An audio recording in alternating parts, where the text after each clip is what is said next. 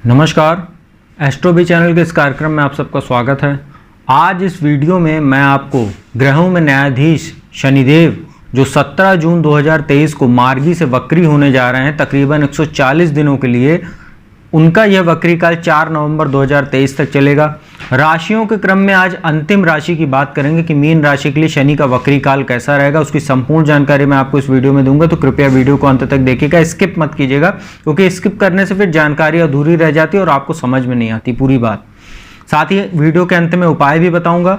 Video को शुरू करने से पहले आप सबसे निवेदन है, यदि बैकग्राउंड में कुछ गाड़ियों वगैरह का शोरगुल हो तो कृपया उसको नज़रअंदाज करके आप वीडियो पर कॉन्सेंट्रेट कीजिएगा। वापस अपने विषय पर लौटते हैं। बगल में जो आपको कुंडली नजर आ रही है, यह चंद्र लग्न पे आधारित है, आपकी चंद्र राशि पर। इसको नाम राशि या लग्न राशि के आधार पर मत देखिएगा। कुंडली 12 नंबर से शुरू होती है। 11 नंबर आपको जहां लिखा दिख रहा है, कुंडली का 12वां भाव है। शनि वर्तमान में मीन राशि के लिए 12वें भाव में गोचर कर रहे हैं, नाश भाव में, खर्च के घर में। और मीन राशि वालों के ऊपर 17 जनवरी 2023 से 7.5 का पहला चरण भी शुरू हो चुका है। तो आपको वैसे भी विशेष सतर्कता बरतनी चाहिए शनि के इस गोचर के दौरान। शनि मीन राशि के लिए जहां 10 नंबर लिखा है 11वां भाव, और जहां 11 नंबर लिखा है 12वां भाव, इन दोनों भाव के स्वामी होकर, लाभ और खर्च के दोनों के स्वामी होकर 12वें भाव में गोचर कर रहे हैं, माफ कीजिएगा, खर्च के घर में। 12वां भाव खर्च का होता है, कोर्ट कचहरी, वाद विवाद, मुकदमेबाजी, हमारी आंखों का होता है, लंबी दूरी की यात्राओं का होता है। इसका आपको जानकारी मैंने दी। अब आपको ये बताते हैं कि वक्री काल आपके लिए कैसा रहेगा। वर्तमान में शनि मार्गी होकर आपके 12वें भाव में गोचर कर रहे और 17 जून को यहीं पर वो वक्री हो जाएंगे। 12वें भाव में वक्री होना शनि के लिए थोड़ा सा आपके लिए समस्यादायी रह सकता है। उसका कारण ये है कि 12वां भाव कोर्ट कचहरी, वाद विवाद का, साथ ही नाश भाव होता है। शनि हालांकि यहाँ पर स्वराशि बैठे एक विपरीत राजयोग बना हुआ है, परंतु कोर्ट कचहरी से जुड़ा कोई आपका मामला है, उसमें थोड़ा सा आपको राहत जरूर देखने को मिलेगी। मामला आपके पक्ष में आता दिखेगा, लेकिन आपको अपने इस बात का ध्यान रखने की आवश्यकता है कि किसी भी नए प्रकार के मामले में या वाद विवाद में फंसने से अपने आप को बचाएं, अन्यथा ये शनि का वक्री काल आपको कानूनी मामलों में भी फंसा सकता है, जिससे आपका जो है समय तो बर्बाद होगा ही, धन भी बर्बाद होगा। तो आपको ये ध्यान रखने की आवश्यकता है।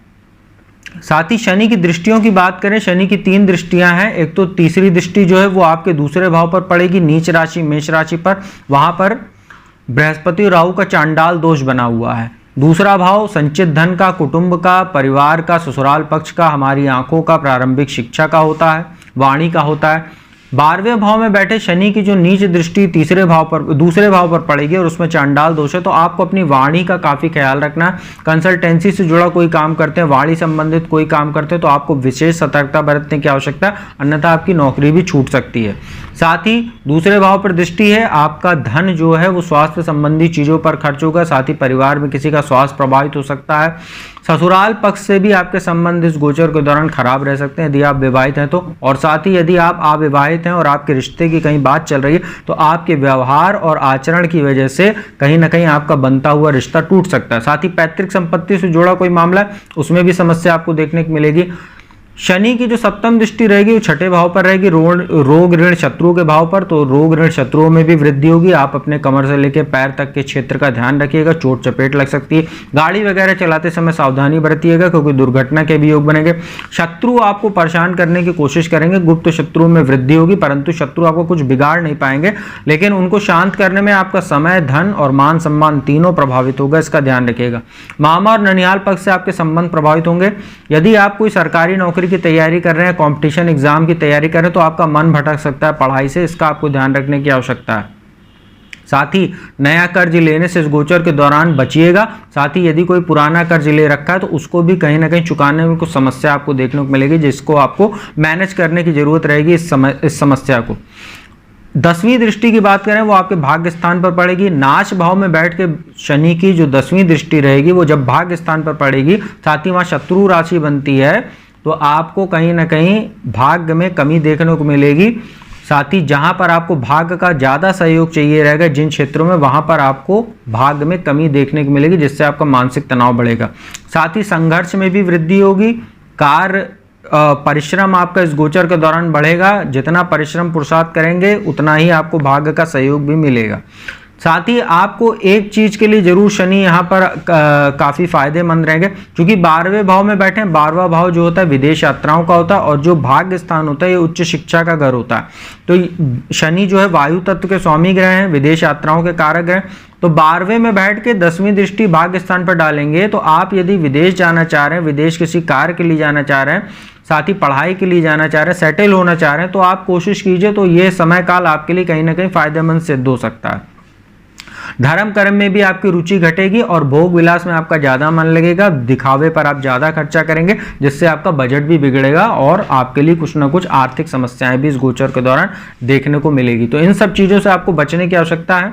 उपाय की बात कर लेते हैं। मीन राशि वालों को कहीं ना कहीं हर बृहस्पतिवार को ओम ब्रह्म बृहस्पति नमः, जो बृहस्पति का मंत्र है, क्योंकि आपकी राशि के स्वामी बृहस्पति हैं और शनि से उनकी समता है, तो बृहस्पति का उपाय आपके लिए फायदा रहेगा।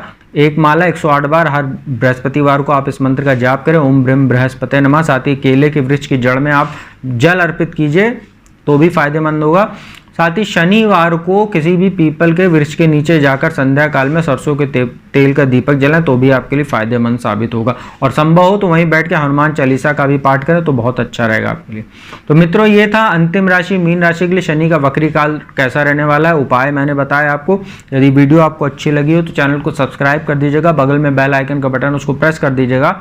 साथ ही जो भी जातक मुझसे कुंडली विश्लेषण कराना चाहते हो तो मेरा नंबर डिस्क्रिप्शन में और स्क्रीन पर दोनों पर उपलब्ध है, आप उस पर संपर्क करके अपॉइंटमेंट ले सकते हैं और फीस जमा कराने के उपरांत घर बैठे मेरे द्वारा कुंडली विश्लेषण का लाभ प्राप्त कर सकते हैं। तो अब मैं अपने वाणी को यहीं विराम देता हूं। जल्दी आपको किसी नए विषय के साथ नए वीडियो में मिलूंगा, तब तक के लिए ओम नमः शिवाय।